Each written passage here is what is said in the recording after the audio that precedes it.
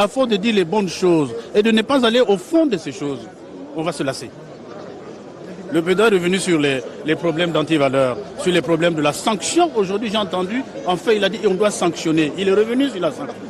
Naturellement, s'il n'y a pas de sanction, mais personne ne fera attention à ce qu'il fait. Les jeunes gens qui vont prendre des lampadaires, qui vont prendre les batteries, mais parce qu'il n'y a pas la peur de l'État. J'ai dit, la peur du gendarme, le commencement de la sagesse, il n'y en a plus. Et le gendarme, c'est l'État. Quand l'État va commencer à sanctionner, il faut que celui qui est tenté de faire ce qu'il veut faire. Mais s'il sait que le premier qui a fait, il est en prison, il a été sanctionné, il ne va pas recommencer. Le premier secrétaire de l'UPADES, principal parti de l'opposition, Pascal Tchétchi Mabiala, est revenu sur la décentralisation et la tolérance contenue dans ce discours. Nous sommes un État hyper centralisé. On appelle ça un État jacobin. Mais quand on fait les budgets, il faut qu'on sache qu'il y a les collectivités locales. Et ces collectivités locales doivent vivre. Leur part du budget doit être sauvegardée. C'est une volonté politique, ce n'est pas un problème d'argent qui manque aujourd'hui. Le président a parlé de la tolérance, c'est vrai. Il faut que nous soyons dans un pays tolérant, qui sait pardonner. Parce que la guerre, c'est pas bien. Je suis d'accord avec lui. Mais faut-il encore que ça ne soit pas des 20 mots? Commentant le discours présidentiel, le chef de file de l'opposition a soutenu que l'employabilité des jeunes est un levier contre le banditisme urbain dit bébé noir ou Koulouna. Où le président de la République a non seulement fait le bilan de l'année, qui a été une année à la fois difficile, mais pleine d'espérance, comme il l'a rappelé.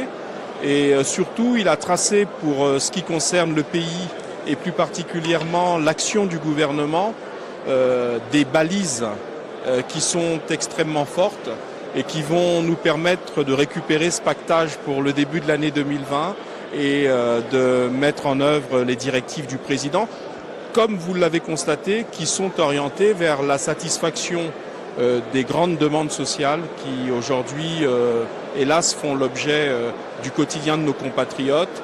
On a une feuille de route à remplir et à des engagements fermes à mettre en œuvre. Donc voilà, nous allons travailler, nous allons continuer de travailler pour que nous puissions matérialiser la feuille de route, c'est-à-dire le contrat social du président avec le peuple congolais, la marche vers le développement. Voilà. Je suis très convaincu de ce que le président nous a fait un très bon message. Il a fait le point de la situation de notre pays sans contour et de façon très objective. Regardez, il a parlé des routes, entre autres. Il a parlé des routes, mais il n'a pas oublié de parler également de ce qu'on a des problèmes au niveau des routes. Mais il a insisté sur la paix, parce que sans la paix, on ne peut pas circuler, on ne peut rien faire. Donc la paix est une donnée très très importante pour notre pays. Monsieur le Président de la République ait fait cet état des lieux assez exhaustif et surtout qu'il ait insisté sur tous les comportements antisociaux, les comportements inciviques et qu'il faut désormais sanctionner. Donc je pense que quand c'est dit de la bouche du premier magistrat, c'est une très bonne chose. Parce que si notre pays est arrivé à cela, c'est parce que justement, on se dit qu'on fasse bien, qu'on fasse mal, il n'y aura rien. Mais si maintenant on commence à sanctionner, je pense que c'est une très très bonne chose. Le président a dit beaucoup de choses et pour moi qui suis parlementaire, c'est une interpellation. Il a interpellé le parlementaire que nous sommes, il a interpellé le gouvernement et il a beaucoup mis l'accent sur le social et sur la jeunesse. Et il a mis également l'accent sur la croissance, sur l'espoir justement qui renaît. Et je pense que nous sortons de cette rencontre avec beaucoup de joie et beaucoup d'optimisme.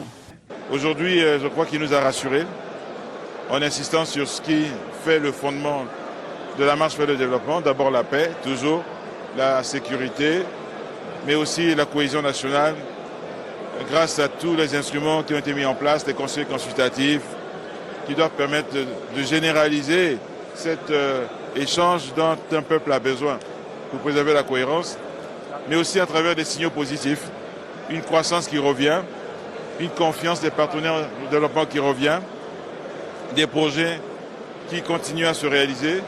Par ailleurs, la condition enseignante n'a été oubliée dans le message du chef de l'État. Un regard particulier a été porté notamment sur le statut particulier et la formation des enseignants. Nous pouvons faire allusion au statut particulier des cadres de l'éducation nationale dont il a encore parlé.